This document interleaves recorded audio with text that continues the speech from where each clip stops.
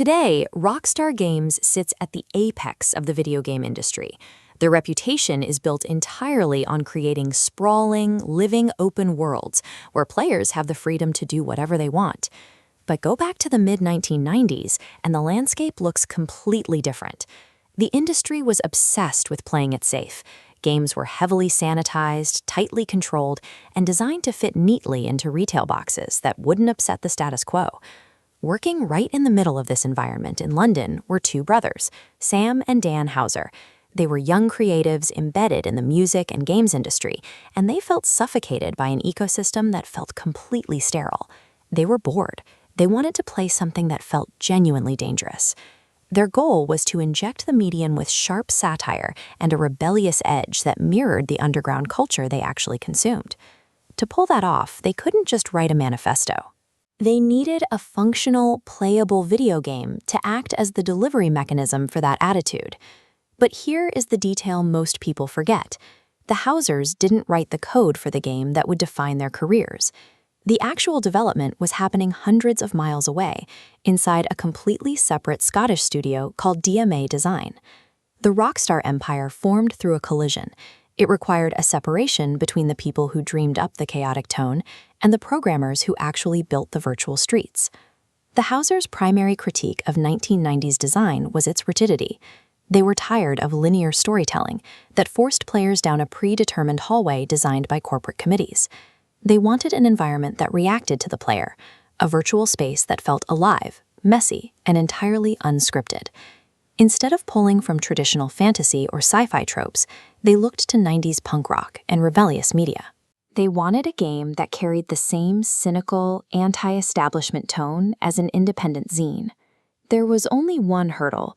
The Housers were visionaries and branding experts, but they didn't have the in-house engineering team required to build an engine that could handle that level of freedom. A provocative idea without a technical foundation is just a theory.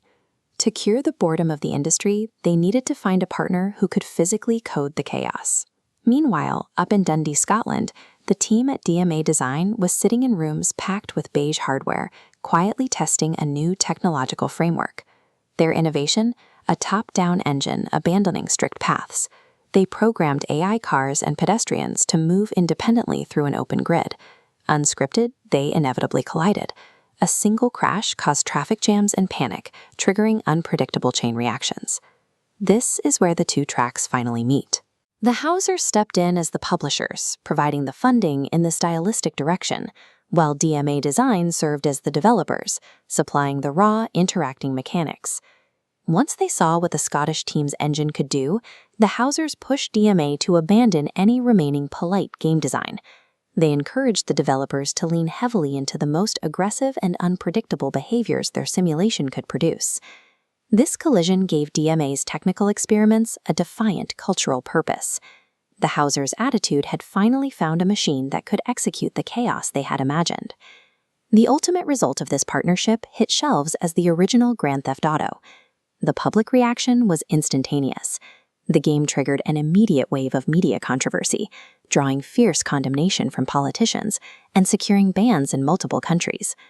But the outrage backfired. By branding the title as morally dangerous, the press gave it a seal of authenticity for its target audience, driving massive commercial sales. Rockstar's foundation was built on a calculated risk. They didn't need to invent the technology themselves. They just had to be the only ones brave enough to publish what it was actually capable of. The game's success proved that the industry's sanitized standards were a choice, not a requirement. Players were ready to trade safety for a world where they could finally break the rules of interactivity. Next time, we look under the hood of that original code to see how Grand Theft Auto actually played and why its unscripted mayhem terrified the mainstream press. Subscribe to catch the full breakdown in Episode 2.